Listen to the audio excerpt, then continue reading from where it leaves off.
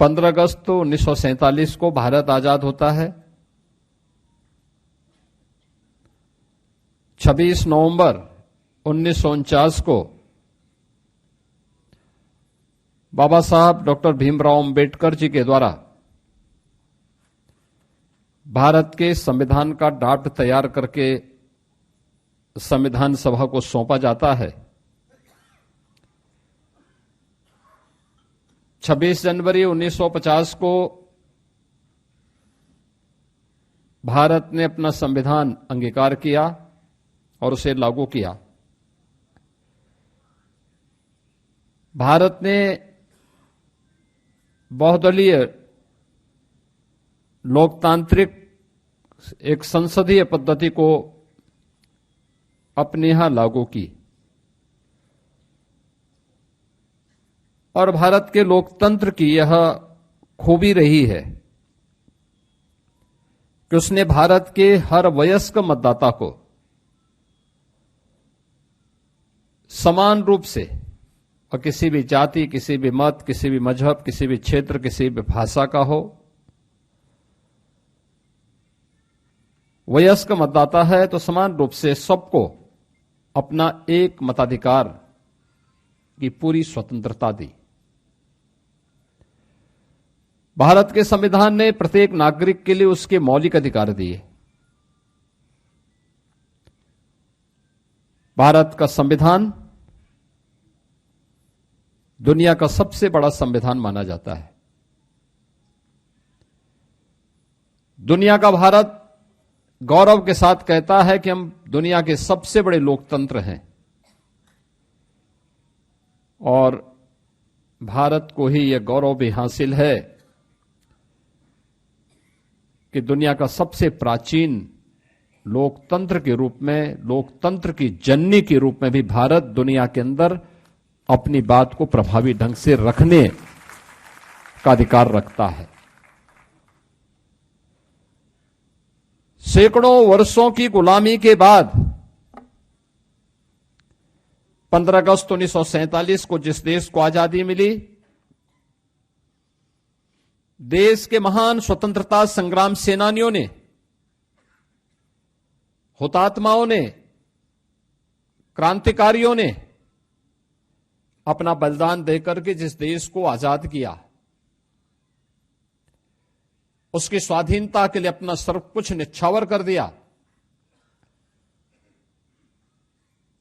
स्वतंत्र भारत की व्यवस्था कैसे होनी चाहिए, 1946 के देश के अंदर संविधान सभा के लिए हुए चुनावों के बाद भारत के अंदर एक संविधान सभा का गठन डॉक्टर राजेंद्र प्रसाद जी की अध्यक्षता में बनती है और जिसे 26 जनवरी 1950 को भारत ने लागू किया। लेकिन देश के महान स्वतंत्रता संग्राम सेनानियों का जो संकल्प था, भारत के बारे में उनका जो सपना था, उस सपने को अपने राजनीतिक स्वार्थ का, अपनी संकीर्ण राजनीतिक स्वार्थों की प्रतिपूर्ति का एक माध्यम बनाया था आजादी के बाद एक परिवार ने। गाए बगाए आज भी उस परिवार के माया मोह से व्यवस्था कभी कभी ऐसी जकड़ी भी दिखाई देती है। अभी भी उन सच्चाइयों को, उन पर्दों से अभी तस्वीर को साफ किए जाने की आवश्यकता है।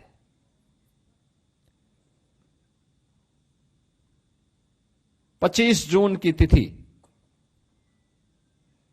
जिस संविधान के निर्माण को लेकर के, जिस संविधान को लागू करने को लेकर के भारत ने अनगिनत बलिदान दिए थे, जिस लोकतंत्र को लेकर के विद्यार्थी हो या युवा, महिला हो या पुरुष,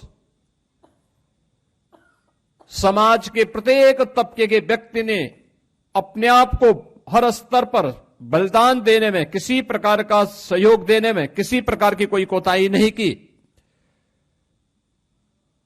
बाबा साहब भीमराव अंबेडकर ने तमाम अपमान सहने के बावजूद अपनी पूरी ताकत के साथ, अपनी पूरी बुद्धिमत्ता के साथ भारत के संविधान का जो ड्राफ्ट तैयार करके भारत के नागरिकों के लिए दिया था, उस संविधान का गला घोंटने में कांग्रेस की सरकार को कोई समय नहीं लगा। प्रश्न ये उठता है कि क्या कोई व्यक्ति देश से बड़ा हो सकता है? जो पाप कांग्रेस ने और तत्कालीन प्रधानमंत्री के रूप में श्रीमती इंदिरा गांधी ने 25 जून 1975 को किया था, अपनी सत्ता बनी रहे। इस देश के क्रांतिकारी नारा देते थे, तेरा वैभव अमर रहे मां, हम दिन चार रहे न रहे। और कांग्रेस ने उस दिन उस संकल्प को कैसे उस संकल्प को चकनाचूर किया कि मेरी सत्ता बनी रहे, चाहे लोकतंत्र रहे न रहे। और यह करके कांग्रेस ने आज ही के दिन 50 वर्ष पहले भारत के संविधान का गला घोंटने का काम किया था। भारत के संविधान का गला, ये भारत के नागरिकों के साथ हम भारत के लोग का जो संकल्प भारत के संविधान के प्रेम्बल में प्रारंभ होता है, उन लोगों की भावनाओं पर कुठाराघात था। उनके संकल्पों को चकनाचूर करने की एक कुत्सित चेष्टा थी। कैसे प्रेम्बल तक में देर रात्रि में उन्होंने संशोधन करके धर्मनिरपेक्ष और समाजवादी शब्द जोड़ करके भारत की आत्मा पर कुठाराघात करने का कार्य किया था, संविधान की आत्मा को चकनाचूर किया था। ये किसी से छुपा हुआ नहीं। और अफसोसजनक तो ये कि पहले आम चुनाव के बाद बनी हुई तत्कालीन पंडित नेहरू की सरकार से लेकर के लगातार जब भी कांग्रेस को अवसर मिला, कांग्रेस ने बाबा साहब भीमराव अंबेडकर और भारत के संविधान को अपमानित करने का कोई मौका गंवाया नहीं। याद करिए, अभी 2 दिन पहले हम लोगों ने डॉक्टर श्यामा प्रसाद मुखर्जी जी का बलिदान दिवस के कार्यक्रम में भारत माता के उस महान सपूत के प्रति हमें श्रद्धान्वित होने का एक अवसर प्राप्त हुआ था। कश्मीर भारत का हिस्सा बना रहे, एक देश में 2 प्रधान, 2 विधान और 2 निशान नहीं चलेंगे। देश की आजादी के बाद भारत माता की किसी सपूत ने नारा दिया था, वो डॉक्टर श्यामा प्रसाद मुखर्जी थे।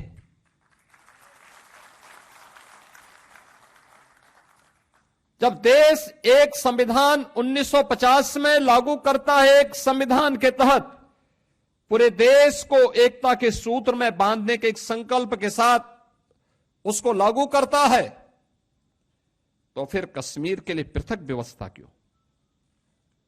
डॉक्टर श्यामा प्रसाद मुखर्जी जी ने यही तो बोला था, यही तो प्रश्न उठाया था, और इसके लिए उन्होंने अपना बलिदान दिया। कश्मीर में धारा 370 लागू करने का पाप ये कांग्रेस की सरकार का पाप है। मीडिया के गले को घोंटने का काम ये कांग्रेस की सरकार का काम है। मौलिक स्वतंत्रता को रौंदने का काम संविधान लागू होने के तत्काल बाद से कांग्रेस नेतृत्व की सरकारों ने प्रारंभ किया। और इस सिलसिला जो वहां से प्रारंभ हुआ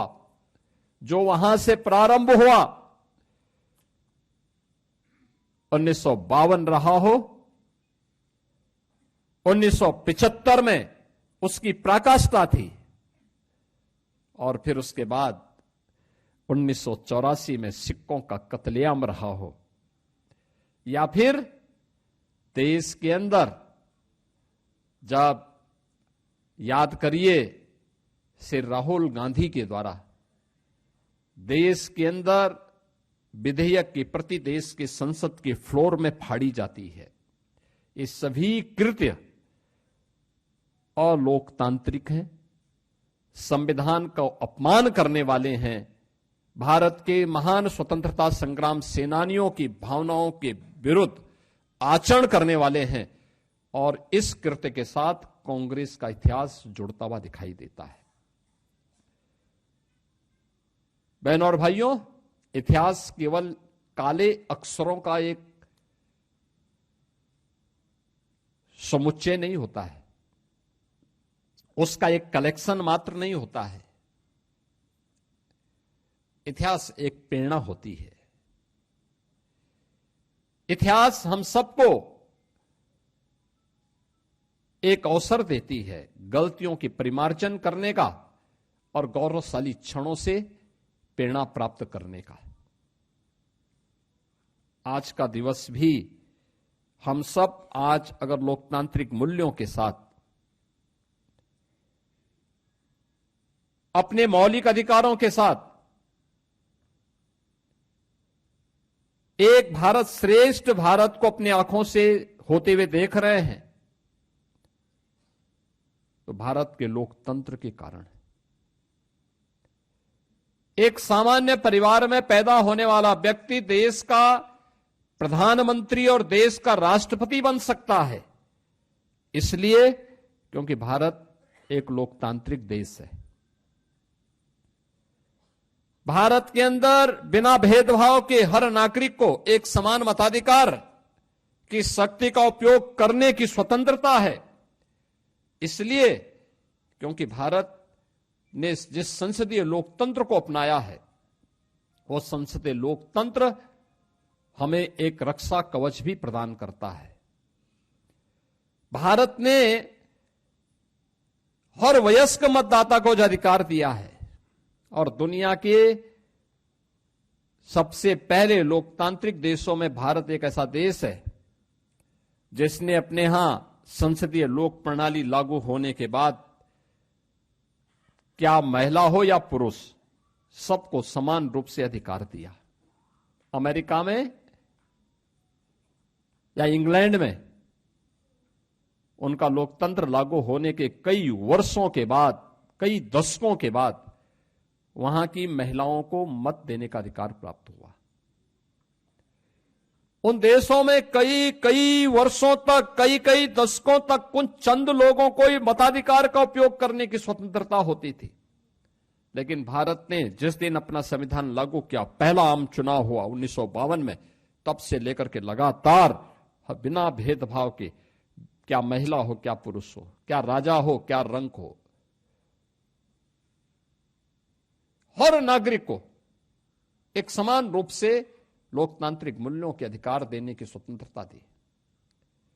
क्या हुआ था 25 जून 1975 को? यहां पे अभी आपने मंच पर उपस्थित लोकतंत्र सेनानियों के मुंह से इन बातों को सुना। कुंवर मानवेंद्र सिंह जी हो, सुरेश खन्ना जी हो, अशोक वाजपेयी जी हो, राजेंद्र तिवारी जी हो, देवी दीन पाल जी हो, विश्राम सागर जी हो, रमाशंकर त्रिपाठी जी हो, या आप में से बैठे हुए दर्जनों वे लोकतंत्र सेनानी जिन्होंने उन पलों को जिया है, उनको झेला है और उन परिस्थितियों का सामना करते हुए आज भी अपनी जिजीविषा के साथ आप सब अपने उन मूल्यों और आदर्शों के जोले जूझते हुए कार्य कर रहे हैं। मैं इस अवसर पर आप सभी का अभिनंदन करता हूं, आपका स्वागत भी करता हूं। कांग्रेस को अपने इस कृत्य के लिए देश की जनता से माफी मांगने की भी मैं आज यहां पे मांग करता हूं। उसे माफी मांगनी चाहिए देशवासियों से, भारत के नागरिकों से, उन दलितों से, वंचितों से, गरीबों से जिनकी आवाज बाबा साहब भीमराव अंबेडकर की लेखनी के माध्यम से संविधान के अधिकार के रूप में उन नागरिकों को प्राप्त होती है। उन गरीबों से, उन वंचितों से माफी मांगनी चाहिए जिनकी आवाज को दबाने का काम कांग्रेस ने लगातार किया है, और वे चेहरे आज बेनकाब हो रहे हैं। आपने देखा होगा, समाजवादी पार्टी हो या आरजेडी, अन्य दिनों में इनकी प्रेस वार्ताएं होती हैं, इनके ट्वीट होते हैं। आज आपातकाल के इस काले अध्याय पर, संविधान की हत्या के इस दिवस पर उनका कोई ट्वीट नहीं आया, कोई ट्वीट नहीं आया। खन्ना जी ने यहां बताया है, स्वर्गीय मुलायम सिंह जी, स्वर्गीय जयप्रकाश जी रहे हों, डॉक्टर राम मनोहर लोहिया रहे हों, राजनारायण जी रहे हों, या आरजेडी के वर्तमान में नेता श्री लालू प्रसाद यादव, लालू जी हों, ये सभी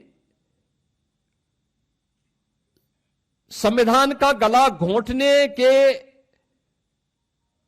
खिलाफ किए जा रहे आंदोलन का हिस्सा थे। अटल जी विपक्ष के वरिष्ठ नेता थे। सरदेव अटल जी, सरदेव लालकृष्ण आडवाणी जी, सरदेव डॉक्टर मुरली मनोहर जोशी जी, सरदेव राजनाथ सिंह जी, ये सभी वरिष्ठ नेता राष्ट्रीय स्वयंसेवक संघ के पदाधिकारी हों,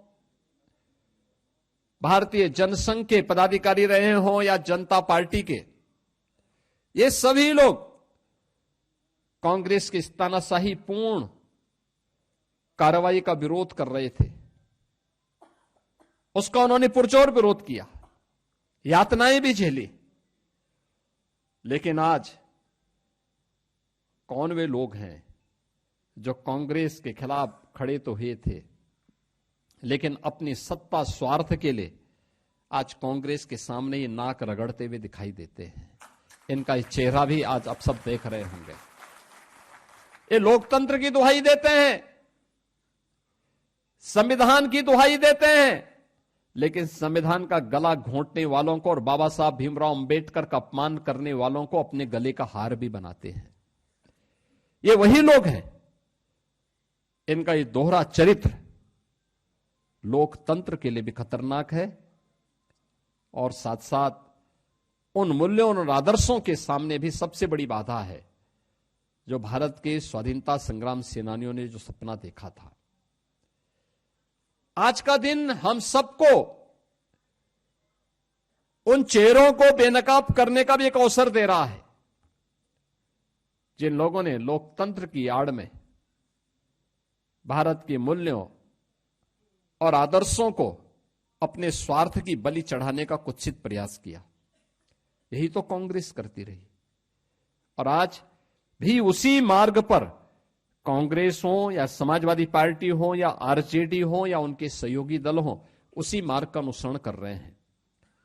कैसे कांग्रेस ने 25 जून 1975 के बाद लगातार न केवल विधायिका को बल्कि न्यायपालिका और कार्यपालिका के अधिकारों को बंधक बना दिया था।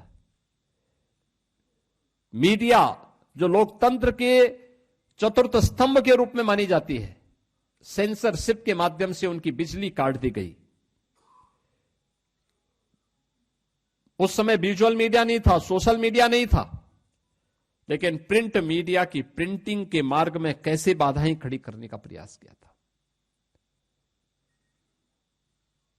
जनसत्ता के बारे में कहते हैं, उन्होंने जो अपनी पूरा संपादकीय कॉलम था ब्लैंक छोड़ा था, विरोध में ब्लैंक छोड़ा था।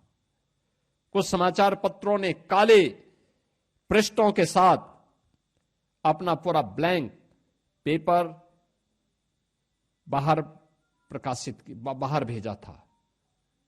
पब्लिक के सामने पहुंचाया था विरोध दर्ज करने के लिए। लेकिन उस समय भी बहुत सारे लोग ऐसे थे जो लोकतंत्र के लिए और भारत के लिए अपने आप को समर्पित भाव के साथ कार्य कर रहे थे। 1 लाख से ज्यादा लोकतंत्र सेनानी गिरफ्तार हुए थे, सैकड़ों पत्रकार गिरफ्तार हुए थे, अधिवक्ता गिरफ्तार हुए थे, समाज के अलग अलग तबके के लोग, क्या चिकित्सक, क्या शिक्षक, क्या अधिवक्ता, क्या किसान, क्या नौजवान, क्या विद्यार्थी, क्या महिला, क्या पुरुष, इन सभी ने बढ़ चढ़ करके लोकतंत्र को बचाने के लिए अपनी पूरी ताकत लगाई। और आज उसी का परिणाम है कि भारत का लोकतंत्र फिर पूरी बुलंदियों के साथ आगे बढ़ रहा है। और अब तो बुलंदियों के साथ क्या भारत, जब हम काले अध्याय, देश के संविधान को कलंकित करने वाले इस अध्याय के 50 वर्ष पूर्ण होने पर इस संगोष्ठी का हिस्सा बन रहे हैं, बहनों और भाइयों, बहुत सारे प्रश्न हम सबके सामने हैं। और प्रश्न वही, क्या उस कांग्रेस को, उस समाजवादी पार्टी को, उस आरजेडी को, जिन्होंने संविधान का गला स्वयं घोंटा था और जब भी अवसर मिला परिवारवाद के लिए, सत्ता स्वार्थ के लिए संविधान का गला घोंटने में किसी प्रकार की कोई कोताही नहीं बरती, क्या उनको संविधान की दुहाई देने का कोई अधिकार है या नहीं है? और बहनों और भाइयों, अगर नहीं है तो यह प्रश्न जनता के द्वारा इन लोगों से पूछा जाना चाहिए, किस मुंह से यह संविधान की दुहाई देते हैं? जब इनको अवसर मिला था तो इन्होंने स्वयं ही उसका गला घोंटने का काम किया था। लगातार बाबा साहब भीमराव अंबेडकर के संकल्पों को तुषारपात करते रहे, लगातार ये लोग उन कृत्यों को करते रहे। और आज ये लोग बाबा साहब भीमराव अंबेडकर की या संविधान की दुहाई देकर के आंखों में धूल झोंकने का काम करते हैं। हमें इनको एहसास कराना चाहिए कि नहीं, सच्चाई ये नहीं है। सच्चाई ये है कि जब भी कांग्रेस को, आरजेडी को, समाजवादी पार्टी को या इन लोगों को जब भी मौका मिला, इन्होंने लोकतंत्र के गले को घोंटने में कोई कोताही नहीं बरती। बहनों और भाइयों, आज का दिन हम सब के लिए संविधान बचाने का एक दिवस के एक संकल्प के रूप में है। देश के महान स्वतंत्रता संग्राम सेनानियों के संकल्पों से प्रेरणा ग्रहण करने का एक अवसर देता है। भारत के 144 करोड़ लोगों के उन संकल्पों को आगे बढ़ाने के लिए प्रधानमंत्री मोदी जी के नेतृत्व में एक भारत श्रेष्ठ भारत की जिस परिकल्पना को साकार करने के लिए आज हम काम कर रहे हैं, उन मार्गों का अनुसरण करने का यह दिवस है। आज के इस अवसर पर ये जो लोकतंत्र सेनानी यहां पर आए हैं, इन्होंने उस समय जो कुछ घटित हुआ था उसके बारे में अपने शब्दों से यहां पे अवगत कराने का प्रयास किया। और हमारी भी इच्छा थी आज का दिवस मुख्य रूप से जो उस अभियान का हिस्सा थे उनके मुख से ये बातें आज की पीढ़ी सुने, उस वास्तविकता को अवगत कराएं, कैसे कैसे प्रताड़ना हुई थी। यहां पे जो बोल रहे थे तब भी उन लोगों ने बड़ी सात्विक भाषा में अपनी बातों को कहा, लेकिन उससे भी कठिन दौर से लोग गुजरे थे। और मैं चाहूंगा कि आप जितने लोग आए हैं, बाहर जो एग्जीबिशन लगी हुई है उसको जरूर देखें, उसको जरूर देखें। हमें आने वाली पीढ़ी को बताना पड़ेगा कौन लोग हैं जो देश के साथ धोखा करने वाले लोग हैं, कौन लोग हैं जो संविधान का गला घोंटने वाले लोग हैं, कौन लोग हैं जिन लोगों ने बाबा साहब भीमराव अंबेडकर के सपने को चकनाचूर करने का काम किया था। और आज वही लोग फिर से प्रमाण पत्र लेकर के अपनी साफ गोई के बारे में देश के सामने एक नया चेहरा लेकर के अपने आप को प्रस्तुत करते हैं। हम सबको इससे सावधान होने की आवश्यकता है। आज के इस अवसर पर मैं सभी लोकतंत्र सेनानियों का हृदय से अभिनंदन करता हूं। उत्तर प्रदेश के अंदर जो हमारे लोकतंत्र सेनानी हैं, इन लोकतंत्र सेनानियों की स्थिति को देखते हुए हमने पिछली बार जब मेरे सामने प्रस्ताव आया था, हमने उनकी मासिक पेंशन की राशि को बढ़ोतरी की थी, और इस बार हम उनको घोषणा कर रहे हैं कि उनको कैशलेस उपचार की व्यवस्था उनके और उनके परिवार के सदस्यों के लिए हम लोग इस अवसर पर प्रदेश के अंदर लागू करेंगे, जिससे उनको इसकी सुविधा का लाभ प्राप्त हो सके। और मैं तो सभी लोकतंत्र सेनानियों से अपील करूंगा, सभी लोकतंत्र सेनानियों से अपील करूंगा कि वे अपने अपने जनपद में जाकर के इन चेहरों को बेनकाब जरूर करें, जिन्होंने संविधान का गला घोंटने का काम किया था, जिन्होंने 1975 में संविधान का गला घोंटने का काम किया था। और लगातार वे लोग, जब भी उन्हें अवसर प्राप्त हुआ है, वे लगातार भारत के संविधान का अपमान किए हैं। ऐसे लोगों को बेनकाब करने के लिए आपातकाल की उन दर्द भरी स्थितियों के बारे में उनको प्रत्येक नागरिक को अवगत करानी, वर्तमान पीढ़ी को बताए जाने की आवश्यकता है, क्योंकि 50 साल का एक कालखंड ये लगभग 2 युगों के बराबर है। ये 2 युग, 2 पीढ़ियां आ चुकी हैं। इस पीढ़ी को, वर्तमान पीढ़ी को इसके बारे में अवगत कराए जाने की आवश्यकता है, जिससे ये बातें आने वाली पीढ़ी तक पहुंच सके और आने वाले समय में किसी में भी कोई भी ये दुस्साहस न कर सके कि भारत के संविधान का गला घोंट सके। जैसे कि मैं सो रहा हूं तो पिताजी को जगाना है मुझे, तो वो डायरेक्ट उठाने के बजाय, और हिंसा की परंपरा मेरे यहाँ नहीं थी सौभाग्य से, तो वो क्या करते थे कि उस कमरे में आ जाएंगे या बाहर से गुजरेंगे और चौपाई बोलेंगे, प्रात काल उठ के रघुनाथा मात पिता गुरु नावई माता। कभी कभी मैं गुस्से में उठ करके, अरे पापा, चरण स्पर्श किया और सो गया। मैंने कहा अब मत उठाना।